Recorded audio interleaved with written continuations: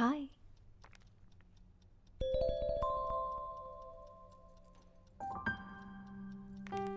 साड़ी पहनकर तो तुम मुझे और भी नर्वस कर रही हो। हाँ, तुम भी सिली। मुझे लगा सिचुएशन के हिसाब से थोड़ा सीरियस लगना चाहिए।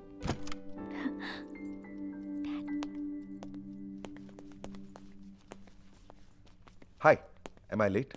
नहीं सर, मैं ही जल्दी आ गया था। Hi, nice to meet you. Same है सर। कैसे हो? मैं ठीक हूँ, आप कैसे हैं? आई एम फाइन, बैठो बैठो। अरे ऋतु, चाय वाय तो पिलाओ इसे। जी, अभी भिजवाती हूँ।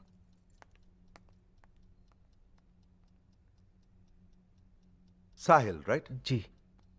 तुम्हारे पेरेंट्स क्या करते हैं? जी वो प्रोफेसर थे कॉलेज में। 2 साल हुए वो एक एक्सीडेंट में गुजर गए। ओह, आई एम सो सॉरी। तो अकेले रहते हो? जी। खुद का घर है? हाँ, वो माँ बाबा का प्रोविडेंट फंड, इंश्योरेंस वगैरह का जो पैसा मिला था उससे एक 1 BHK खरीदा था। कुछ पैसे इन्वेस्ट किए थे? जी। I mean shares, bonds, mutual funds like that? No sir. And your job is? जी मैं फ्रीलांसर हूँ। क्या करते हो? जी आर्टिस्ट हूँ।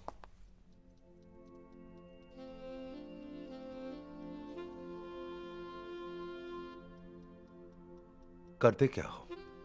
कार्टून कैरेक्टर्स डिजाइन करता हूँ। एड्स, प्रिंट मीडिया वगैरह के लिए प्रोजेक्ट्स लेता हूँ।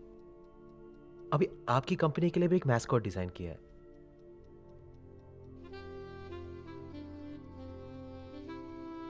टैक्स भरते हो?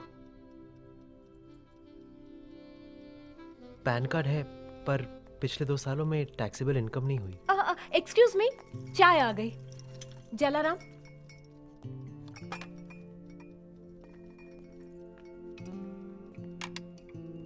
Please.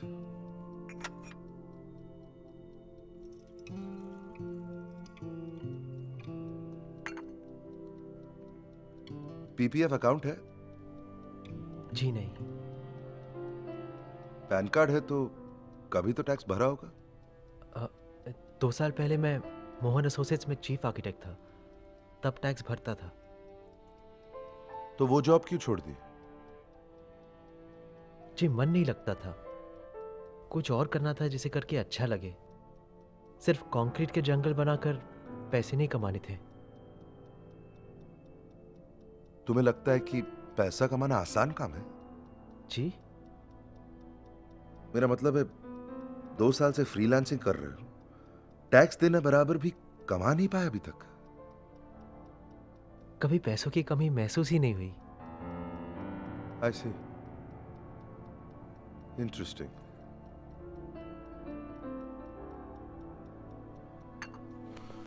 Well, thank you very much for coming. It was lovely meeting you. I wish you all the best. तो सर मैं चलता हूँ। ओके।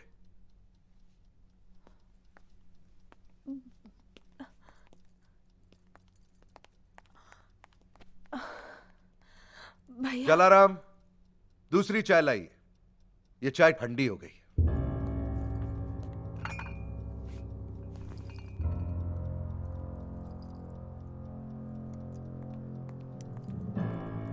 आपने ऐसा क्यों किया डैड? आप ही ने बुलाया था ना मिलने के लिए।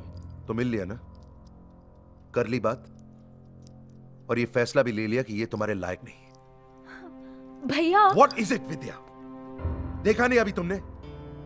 इस लड़के में एक सफल आदमी बनने के ना ही तो कोई गुण है और ना ही कोई ललक। This boy is a complete failure. पर रितु उससे प्यार करती है भैया। हाँ तो प्यार तो तुम भी करती थी ना अरविंद से। मैंने तुम्हारी शादी भी होने दी थी उससे। उसके बाद क्या हुआ? वो नाकामयाब शायर अपनी नाकामयाबी को शराब में डुबोता रहा और फिर एक दिन खुद उसी में डूबकर मर गया। जो गलती तुमने की थी वो गलती मैं ऋतु को नहीं करने दूंगा।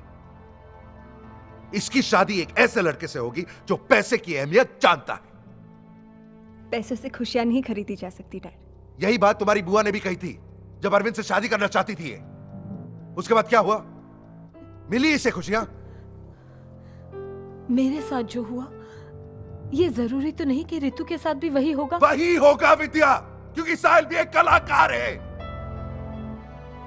कलाकार सिर्फ अपने सपनों की दुनिया में जीता है, हवा में महल बनाता है, असलियत में 2 वक्त की रोटी नहीं मिलती उसे।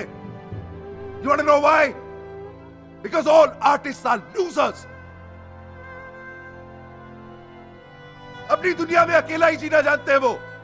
किसी का साथ अगर निभाना पड़े ना तो घुट घुट के मर जाते हैं, जैसे कि Arvind. My decision is final. Ritu की शादी साहिल के साथ नहीं होगी। Is that clear?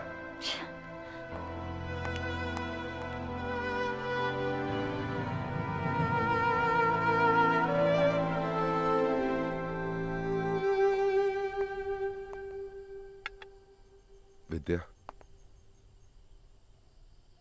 I'm sorry.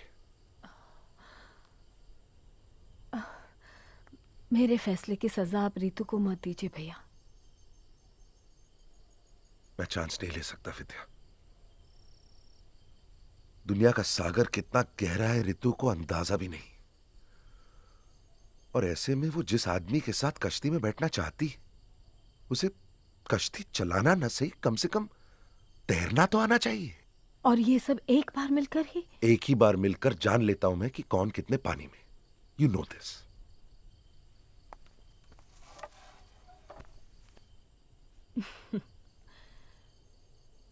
एक कलाकार होने की सजा दे रहे हैं आप उसे। ओ प्लीज विद्या। नो भैया, प्लीज आप मेरी बात सुनिए। आपने मेरी जिद मान ली थी क्योंकि आप जानते थे कि मैं घर छोड़कर अरविंद से शादी कर लूंगी। पर ऋतु ऐसा नहीं करेगी भैया। वो आपके फैसले का मान रखते हुए यही रहेगी। पर रोज आप उसमें अपनी बेटी ढूंढेंगे और रोज उसमें आपको एक टूटी हुई औरत नजर आएगी।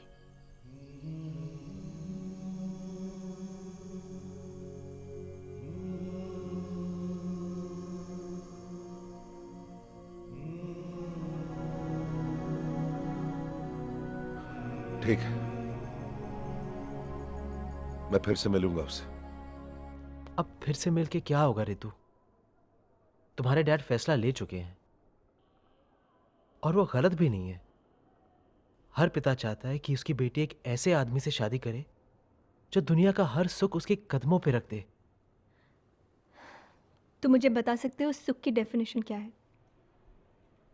साहिल तो बिल्कुल वैसे हो जैसे उन्हें मेरे लिए चाहिए, बस वो पहचान नहीं पा रहे हैं।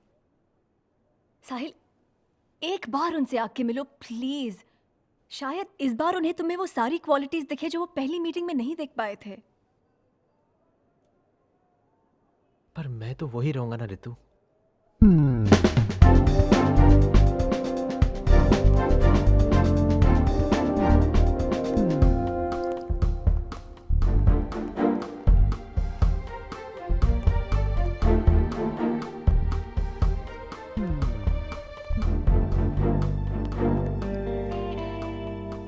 अपनी बिजनेस मीटिंग्स में अक्सर यही रखता हूं। साहिल, तुम मेरी कंपनी के बारे में क्या जानते हो? जी बस इतना कि वो ऑटोमोबाइल पार्ट्स बनाती है। 24 साल पहले मैंने इस कंपनी को शुरू किया था। पिछले 20 सालों से इस कंपनी ने हर साल सिर्फ ग्रोथ देखी। पिछले साल का टर्नओवर 500 करोड़ था, मंथली प्रॉफिट करीब 4 करोड़। हमारा नेक्स्ट असेसमेंट 3 महीनों के बाद है, और इन 3 महीनों के लिए मैं तुम्हें अपनी कंपनी का मैनेजिंग डायरेक्टर अपॉइंट करता हूं। प्यार करते हो ना मेरी बेटी से? मैं तसल्ली करना चाहता हूं कि शादी के बाद तुम अच्छे से इसका ख्याल रख सकोगे। What are you saying, Dad? एक मिनट ऋतु, मुझे समझने तो दो। मेरी कंपनी जितना प्रॉफिट कमाती है उससे ज्यादा कमा के दिखाओ, मुझे यकीन हो जाएगा कि तुम मेरी बेटी के लायक हो। पर सर, मैं बिजनेस के बारे में कुछ नहीं जानता। आर्किटेक्ट हो, 12वीं तक मैथ्स तो पढ़ी होगी। प्रॉफिट एंड लॉस का चैप्टर याद है? उसी को बिजनेस कहते हैं। ये आप साहिल को कुछ प्रूव करने की जरूरत नहीं है dad. He is not a businessman, वो एक कलाकार है।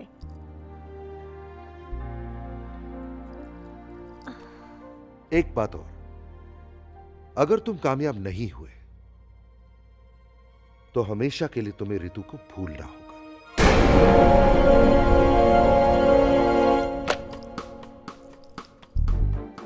इस फाइल में मेरे कंपनी के फैक्ट्स एंड फिगर्स हैं। अगर तुम इस इम्तिहान के लिए तैयार हो तो फाइल उठा लो, वरना